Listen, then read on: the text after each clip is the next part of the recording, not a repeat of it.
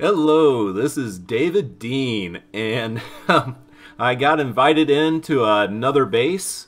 Actually, it was a friend of the person who I did the first base on, Amaton. His friend SaGeMajestic. And there's one thing to invite me in to show me your base, to show what you've learned from watching my videos and just what you've learned on your own. And it's another thing making me feel like a slacker, because this guy has really gone kind of all out.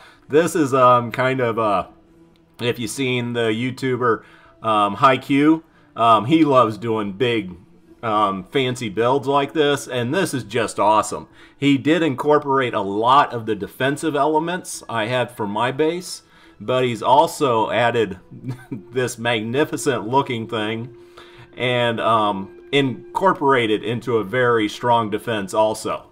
And I will just head on down there and show you what he has for the setup. And I guess we'll start here with the south.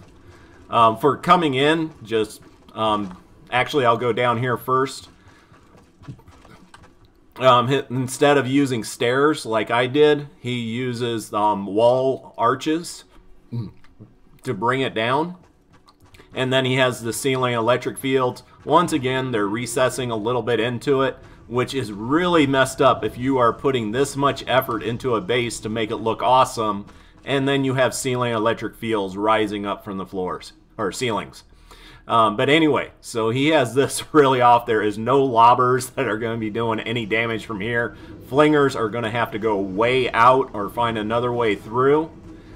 And as usual, when they come up here, they're basically, it's set up like a wishbone.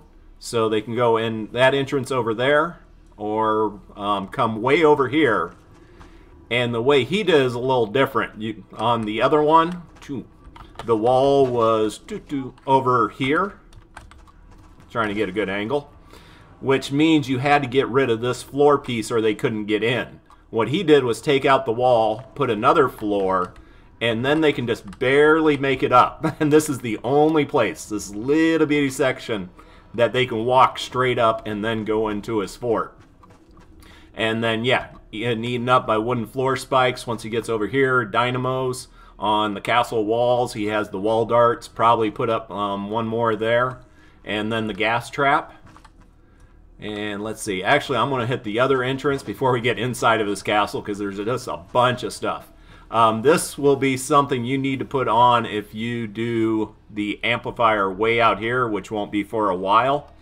But with like this screen, and you've seen it when I've done storm shield defenses, the blasters, the flingers, the lobbers will walk off way around the side and come around the other side. And this will help take care of those guys. So it's a good thing to have, and it's going to have to be in there eventually anyway. But here, it might run into a little problem. The regular mobs should be able to get through that without issue, but if you have the blasters or smasher, they'll probably try to bash out this last piece. So that could be a good thing or a bad thing. If you want to slow them down, it's a good thing. If you're worried about propane throwing something at it and blowing up stuff, then it's a bad thing. But then you come in here, launcher to a timeout room, awesome. And this was the other area I walked through.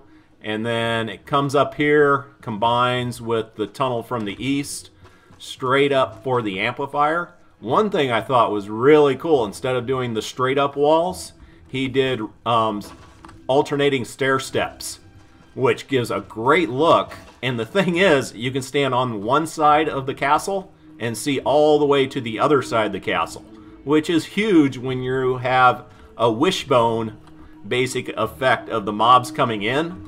So if he's fighting the mobs coming in on the far left, he can still turn around, look all the way down, and see if any mobs are coming in at the far right. Once again, a great innovative thing that I had not done. And once again, I'm learning more by coming in and looking at other people's. And on this corner, since it combines with it from the east, he has just the dynamos with the launcher.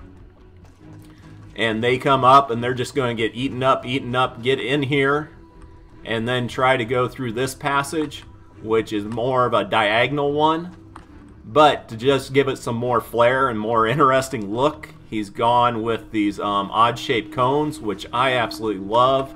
If you don't know, you do those by taking out the two corners of the cone, and you get a piece like this, which is just awesome for appearances. It also gives you a little bit more defense if you're in here fighting and there's pitchers throwing stuff at you. If there is blasters, you can just jump around. But also, you can run up them to the top side. Most of the times, I had just used the regular slants, where you had 2 down on one side and 2 up on the other. He's doing it this way, giving it a much better look and a way to jump up and move around. You still can see the amplifier, which I always enjoy, if possible.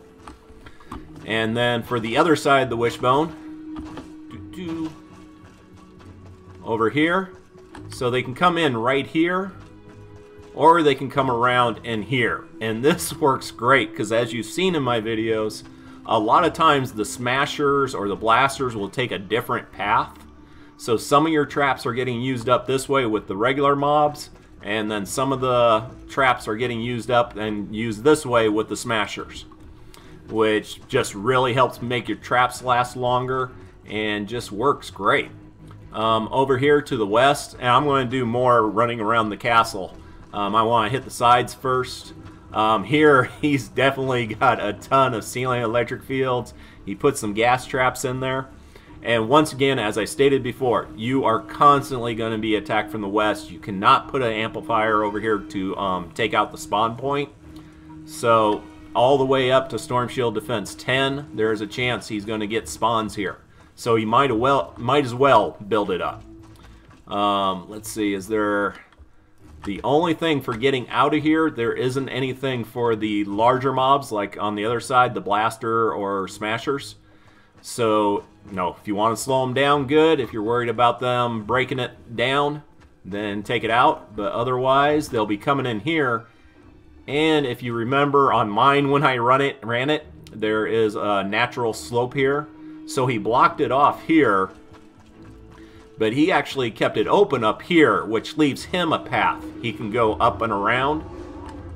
And if anything does try to sneak in through that side, like the pitchers and blasters might, he still has defenses over here. But yeah, he just heads up here, and then we're up to the castle, and then you're in having that diagonal again. Now, one thing with this, since, let's see, yeah, as soon as they get in here, since that is flat pieces right there, there is a chance the smashers will immediately charge or the propane will throw. But hopefully with it all being 3-ply metal, it should be able to hold up to it pretty good, mainly in the early stages. And one thing may end up wanting to do is just put a wall right there with a launcher into another timeout room here, just to help keep down the number of propanes and smashers that actually get up into the castle. But I do like it open where you can run around. Once again, he has the slants going up to the 2nd floor. Over here to the north side, not too many defenses on this side, and I'm really not sure on the pathing. On mine, I never had an attack from the north side, and then I placed the amplifier.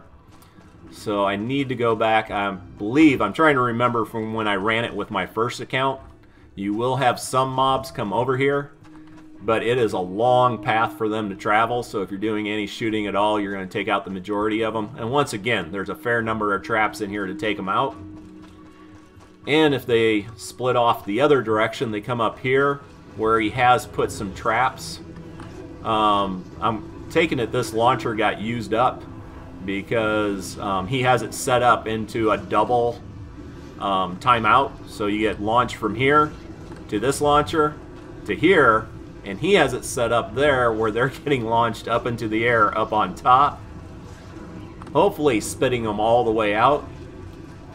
But also if they spawn from the east, they will also Wishbone with some coming up here, and he has enough defenses to take out the majority of that.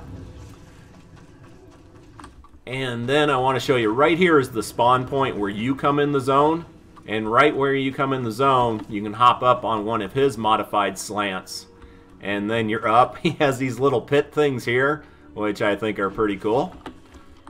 And then they go in here. Once again, he likes using the slants, the floor going through, and one thing I love, one of the greatest design things you can do, is you do a floor doing opposite tiles, which gives you this long straight piece that ends in a triangle. And then he puts 3 one-piece floors here, here, and here, giving you a nice round effect. And a lot of people will put that on their castle sticking out basically as a sniper's nest. But then he has the walkways around here. Once again, they're doubling up as walkways and as protection from the lobbers, because all this metal will be able to absorb a lot of the attacks. And once again, you can come out here. If you need to do any shooting, you can. This takes you down 1 floor, so you take no damage when you jump off of it, even though you started at the 2nd floor. So that is a great way to get where you need to as fast as possible.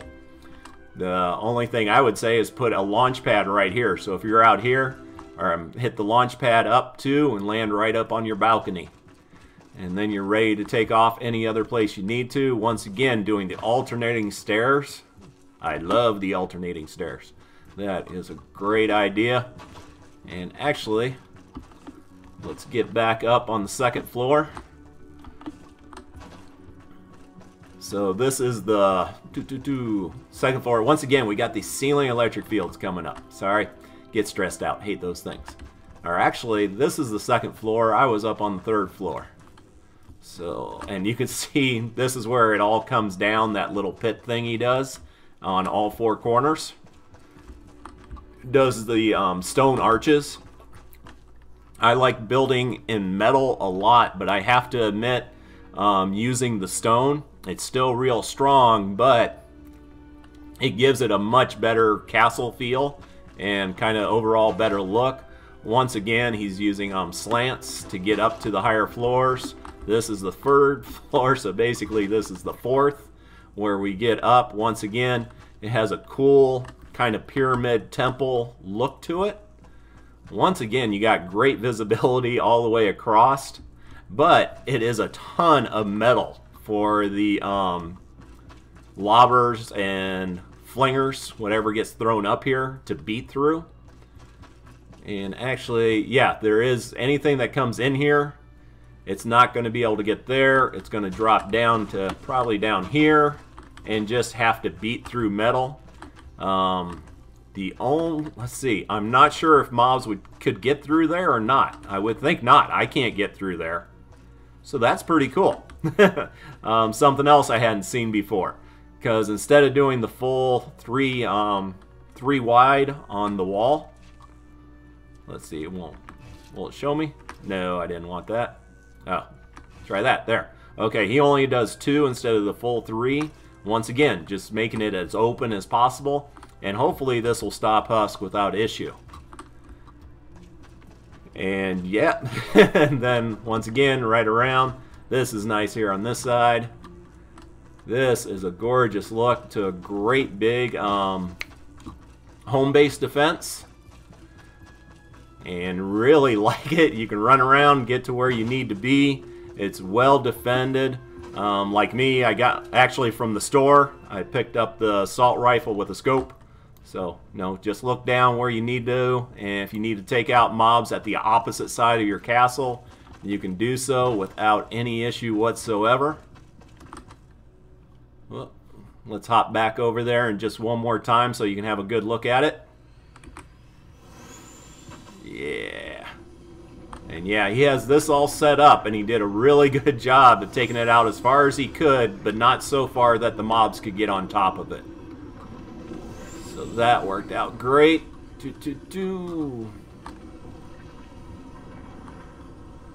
Actually, I'm going to head off. Hopefully, yeah, I can touch it here. Alright, so there it is. SaGeMajestic's Castle Fortress, which is just looking awesome. Like I said, I love the design elements in it. He did some things I've actually never seen before, like these little pit things on the end.